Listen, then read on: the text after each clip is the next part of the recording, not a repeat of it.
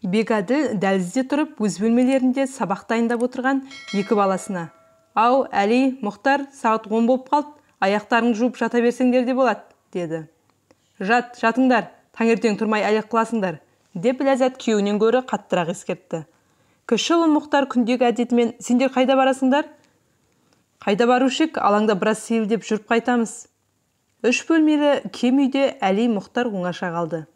Әли 6-шы, Мұхтар 5-ші оқиды. Жоқ, ата-анасын тыңдамайтын, немесе жүре тыңдап, бір айтқанды 10 айтарақ айтқызып, екі әке менен шешенің ашу шамына тиетін қыңыр-қисық балалар бұлар емес. Әр нәрсенің шегін білетін тәрбиелі балалар екеуде. Сабақты жақсы оқиды. Мұғалімдеріне де, таныс көрші қолаңға да жағымды. Кітап қағаздарын жиыстырып, столдан бірінші болып тұра берген Мұхтар кішілік шолжаңда мінез ұстап, Әлидің қалқиған құлағына шертіп келіп қалды.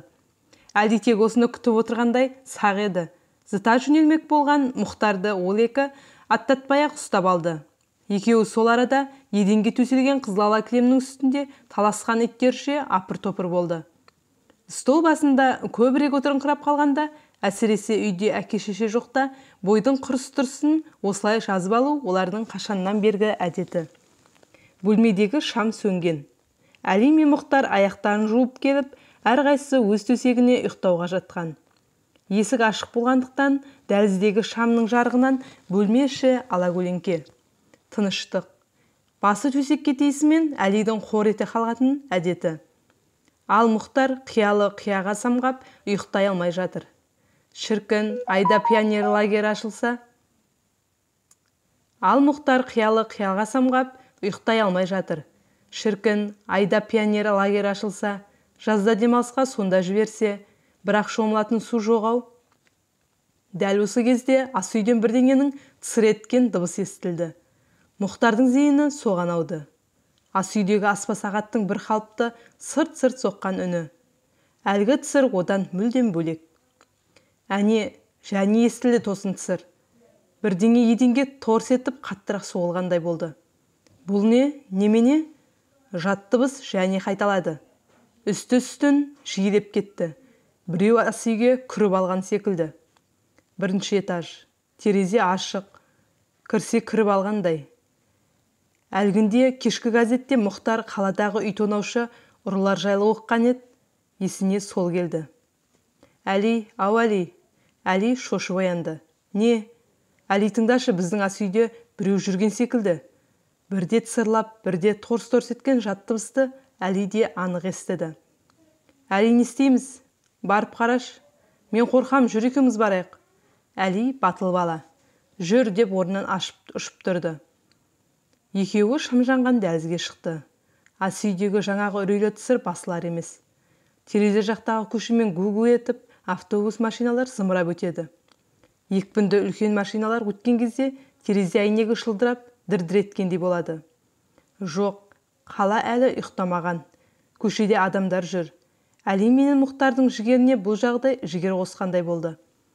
Дәліздегі аяқ киім шкафының үстінен Мұхтар қолынан ұзын сап балға алды. Ұрыны сонымен бастан бір қойып жайратпақшы тәрізді. Әли де ас үйге қаруланып баруды жөн көрді. Шкаф пен есік босағасының екі аралығында қуыста еден жуатын салмақты таяқ тұратын. Ол соны ұстады. Қапы қалып жүрмейін дегендей винтовкаша ыңғайлап нық ұстаған.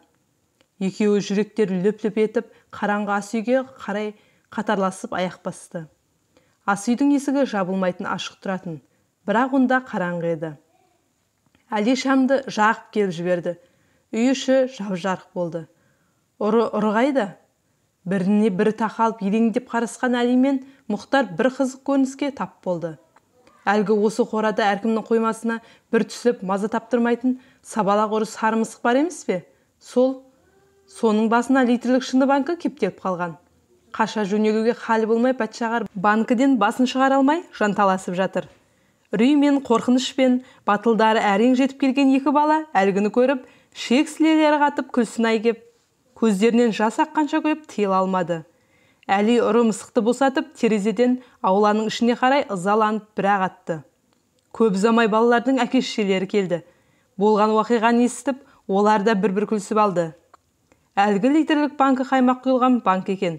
Сұғанақ мысықтың қаймақ жегісі келген, енді қаймақ есі білінген жерге ол сірә жолай қоймас.